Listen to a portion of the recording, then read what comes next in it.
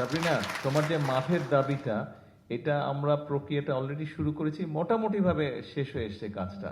বাংলাদেশের অনেক স্পোর্টস এখন অনেকভাবে এগিয়ে যাচ্ছে এবং পার্সোনালভাবে আমাদের স্যার প্রথমবারের মতো আমরা ফুটসাল চ্যাম্পিয়নশিপ খেলতে গিয়েছিলাম এবং আমরা একটা ভালো রেজাল্ট নিয়ে আসছি।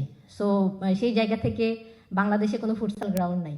সো আমি আমাদের ক্রীড়ামন্ত্রী প্রতিমন্ত্রী স্যারের দৃষ্টি আকর্ষণ করছি আমাদের জন্য একটা মাঠের ব্যবস্থা যেন করেন এবং পাশাপাশি যে সকল ক্রীড়া সংগঠনের সদস্যরা আছেন সকলের প্রতি ধন্যবাদ এবং বলতে চাই আপনারা আমাদের প্রতি খেয়াল রাখবেন, আপনাদের সকল খেলোয়াড়দের প্রতি খেয়াল রাখবেন।